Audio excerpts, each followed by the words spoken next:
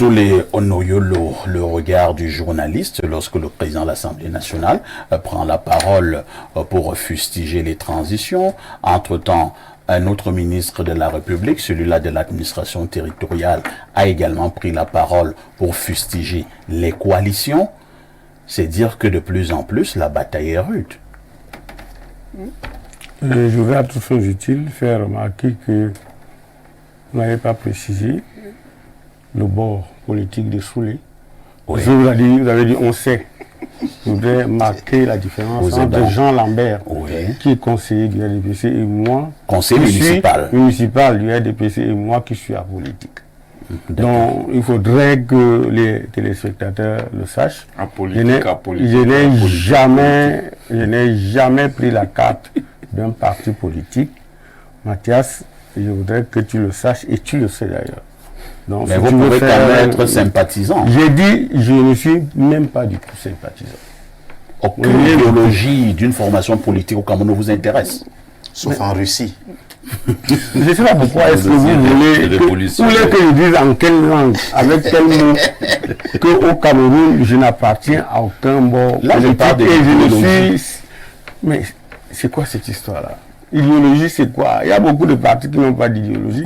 Le RDPC même n'a pas d'idéologie. Comment ça? Oui.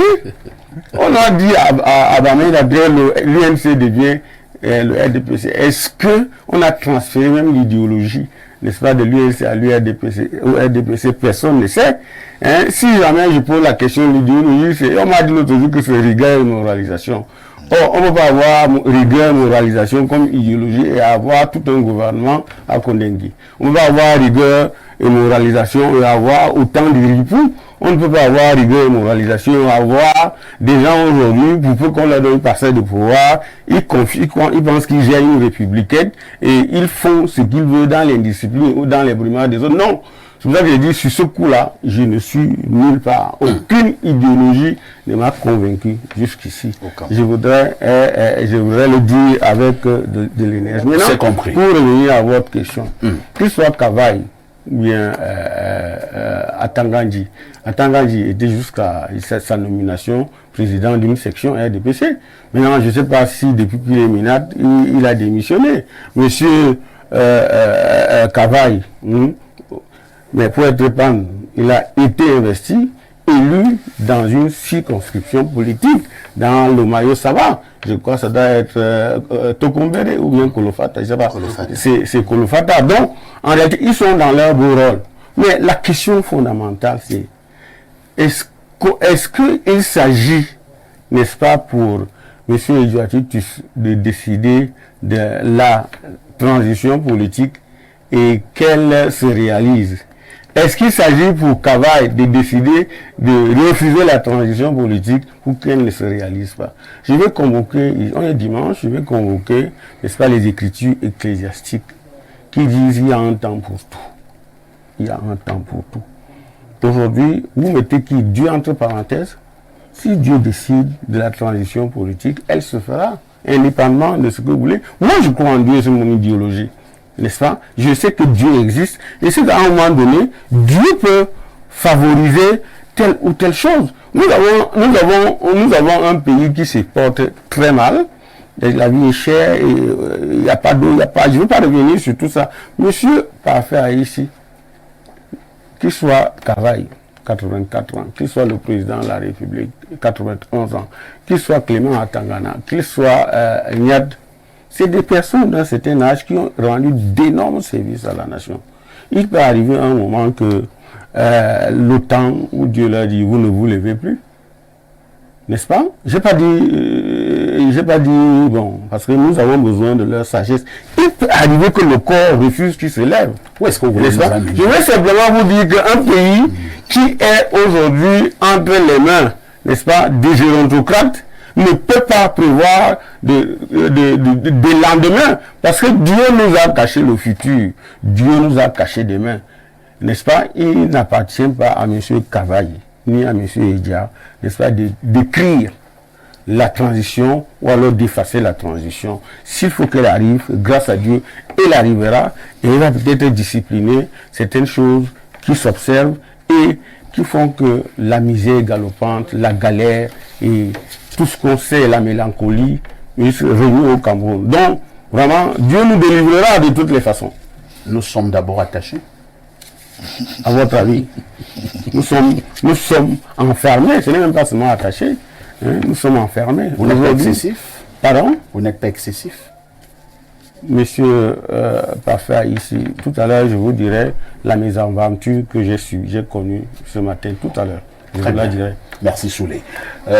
Pierre Blériot-Niemek, lorsque nous parlons de transition dans un pays, c'est vrai, comme tout le monde ne fait que le dire, il y a un éminent politologue sur ce plateau. Est-ce qu'il n'y a pas certains faits, certains indicateurs qui amèneraient à une transition pour le cas d'espèce, pour le cas du Cameroun? Est-ce que nous sommes en face d'une telle situation? Moi, je ne vais pas aller émarger dans le budget du politologue pour développer mon argumentaire. Je vais simplement constater avec vous ici sur le plateau que s'il fallait parler de transition, elle serait également générationnelle. Monsieur Biya est approximativement âgé de 91 ans ou plus. Monsieur Titus Edjoa sera bientôt âgé de 80 ans. Il est né en 1945. Donc, ce n'est pas parce qu'il est un martial et un ésotérique et qu'il a bonne mine. La loi est impersonnelle. Je ne veux pas des gens de 80 ans comme chef d'État. Donc, s'il fallait même imaginer une transition, ce ne serait pas avec Edjoa. Ça, c'est mon point de vue. Il a 80 ans bientôt. Donc, lui-même... Moi, il y a un autre qui a 91. Mais je vous dis que je ne veux pas de... Je ne veux pas de... Il est son cadet de 11 ans. Je ne veux pas de celui-là. Parce qu'à 80 ans, celui qui est là, je ne voulais plus qu'il soit candidat. Je ne peux donc pas changer. Moi, je suis cohérent. Il y a 12 ans, je n'aurais pas souhaité que Paul Biya soit candidat pour être président du Cameroun. Et Edjoa a dépassé l'âge que Paul Biya avait il y a 12 ans. Je ne peux pas souhaiter qu'il soit président du Cameroun, même pour 2 jours. Il y a les Onangini qui ont 55 ans. Voilà. Je peux souhaiter de telles personnes. Je ne peux pas souhaiter Edjoa. Onangini est bien là ici. Non, ça c'est mon souhait. Vous ne pouvez pas m'enlever mes paroles. Il n'a pas dit qu'il a des ambitions de cet ordre. Bon, puisque vous voulez qu'on parle de lui, il a dit que le professeur... Le président de l'Assemblée voulait qu'on sache qu'il n'est pas aphone, qu'il n'est pas sénile. Mais c'est pas possible. Il est effectivement les deux. Il est effectivement... Je ne comprends pas. Quand on parle des maladies de la puérilité, les maladies des enfants, on sait qui sont les enfants. Il y a aussi les maladies de la sénilité. Vous ne pouvez quand même... Si les Akaba ne sont pas séniles, qui est sénile? Non, ce n'est pas normal. Il est dans les deux. Il a dépassé cet âge-là auquel on parle normalement, ainsi de suite. Donc, mais ce n'est pas une injure. Si vous suivez le président Kavaï parler maintenant, vous vous rendez compte qu'il est retourné à l'époque. Donc, il a ses problèmes. Et dans mon village, on ne peut pas imaginer un groupe de vieillards en train de dire aux jeunes que bon, ici, il n'y a pas de transition. Non, on ne peut pas imaginer. Tous ceux qui disent ça, qu'ils ne veulent pas de ça, au fond, Biya lui-même sait que nous voulons, tout le monde veut de ça. On a seulement peur de... Tout le monde veut quoi? La transition. Non, on veut qu'il... Vous avez fait un sondage? Non, tout le monde. Tous les êtres normaux. Et il y en a beaucoup ici. Il y en a beaucoup partout. Personne ne peut vouloir de ce qu'on vit là. Personne. Dès qu'il y aura un Sonko au Cameroun, vous verrez le lendemain. Tous ceux qui disaient à Biya qu'on ne veut pas de ça, et vraiment on est sauvé. En fait, le problème qui nous hante, c'est que Biya nous a tellement, je vais dire, ça caporalisé. Il nous a tellement ostracisé que nous nous demandons, est-ce qu'il y a quelqu'un qui peut l'enlever? Si quelqu'un se lève maintenant et enlève Biya, les gens vont vous dire merci, y compris les... Est-ce que vous avez fait un sondage? Oui, j'ai fait un sondage. Parce que M. Biya a quand même gagné la dernière élection à près de 80%. Est-ce que ce n'est pas un indicateur que le peuple veut toujours de ce président de la République? Un peu plus de 70% pour être exact. Oui. Vous savez, tous les grands peuples, grands, dans ce système de victoire des élections, nous ont montré leurs limites. Le Ben Ali avait gagné l'élection avant son éviction. Il venait de gagner haut la main une élection. Dans un système politique où on sait d'avance qui va gagner une élection, c'est pas sérieux. Ce qui fait la beauté des compétitions entre les humains, c'est le risque de gagner ou de perdre. On nous a retiré cela. Il n'y a plus le challenge. Quand vous allez faire un concours administratif au Cameroun, il y a ce qu'on appelle vulgairement les d'emblée. C'est-à-dire ceux dont les noms vont d'emblée sortir. il y a les peut-être, il y a les jamais. Donc, Une fois de plus, vous allez faire un sondage. oui, bien sûr. Donc, quand nous sommes des gens normaux, bon, les vendus comme moi, sous les dit que je marche avec mon cercueil, le cercueil ou pas le cercueil, c'est pas ça le problème. Mais il faut qu'il y ait quand même des gens qui envoient à Biya le message qu'il doit entendre. C'est-à-dire que, papa, nous disons que c'est trop. Quand on est trop long à la chasse, on commence à prendre des arbres pour les gibiers. Tu as mis trop long à la chasse. Actuellement, on ne sait plus où on en est. On est perdu dans la forêt. Et la sortie de cette situation risque d'être une transition, pas celle que Dieu appelle de tous ses voeux, mais une qui nous sera imposée peut-être par la nature. Parce que chaque chose, donc, pour emprunter à Soleil, tout a un temps. Moi, je voulais Merci, merci. Tout a un temps. Oui, Soulé, en quelques secondes. Avec ta permission, c'est que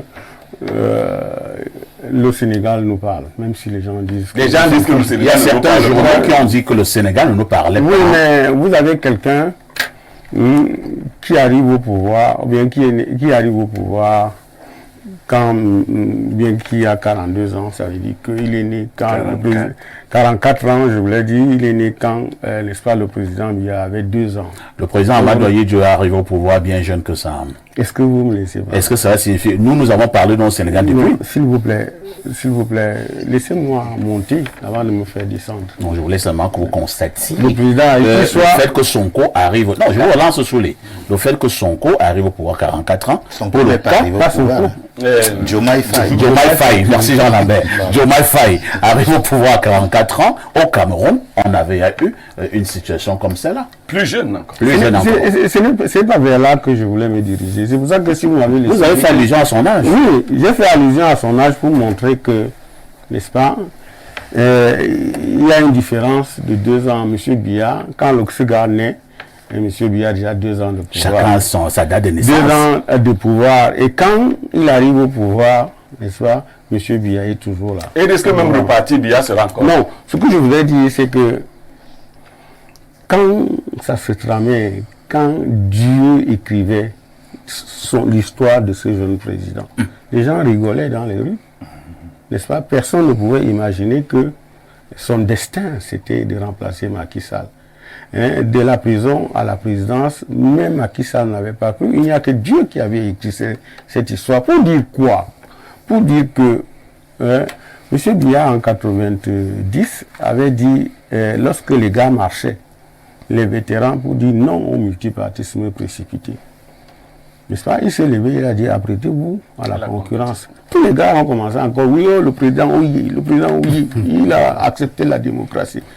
Mais hypothèse d'école, qu'en 2025, M. Biya dit, je ne suis plus candidat, mon corps ne peut plus accepter que je sois candidat. Les mêmes gens qui crient des appels à candidature, ils vont dire, oui, le président est un grand démocrate, il a laissé le pouvoir, c'est un sage. Si vous voulez dire que M. Biya est entouré de comédiens, il y a pire que ça, il y a des narcissiques, il y a, n'est-ce pas, des entourlopeurs, il y a des esbouffeurs, il y a tout. Mais comment M. Biya fait pour être entouré des gens que vous êtes en train de citer? Non, M. Biya est un grand homme politique. Voilà pourquoi il est entourlopeur. J'ai envie de dire que c'est un vénard.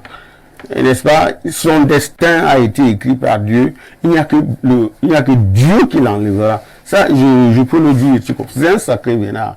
C'est pour ça qu'il réussit, n'est-ce pas, à défier tous ces flatteurs et ces courtisans qui, au lieu d'aller rendre compte par rapport, n'est-ce pas, à certains portefeuilles qu'on leur a donnés, hein, au lieu d'apporter le salut, au lieu d'arranger ou alors les problèmes de misère et de galère, ils vont dans les villages, comme ça s'est passé le 24, pour dire, Biya, hein, on doit faire pour donner 100% à M. Biya. Biya connaît tout ça, n'est-ce pas? Il sait que c'est des blagueurs. Hein. Ces gars-là, ils apportent quoi? Vous avez combien? Regardez un peu l'état de Ruko. On vous dit qu'il n'y avait rien avant. Avant, il y avait quoi? Regardez l'État, il n'y a pas d'eau, il n'y a rien. Mais ce sont ces personnes qui vont dans les villages mobiliser les populations qui n'ont ni route, ni électricité, ni adduction d'eau pour dire il faut donner 100% à M. Biya. Vous croyez que M. Biya ne connaît pas? On ne peut pas faire 42 ans au pouvoir si on ne connaît pas ses adversaires, si on ne connaît pas ses entourlopeurs. Donc, tout cela a ceci de particulier et je vais chuter par là que M. Biya connaît avec qui font. C'est parce qu'il ne peut pas être président, seul ministre et tout. Merci. Il le prend, il sait qui est qui dans son gouvernement.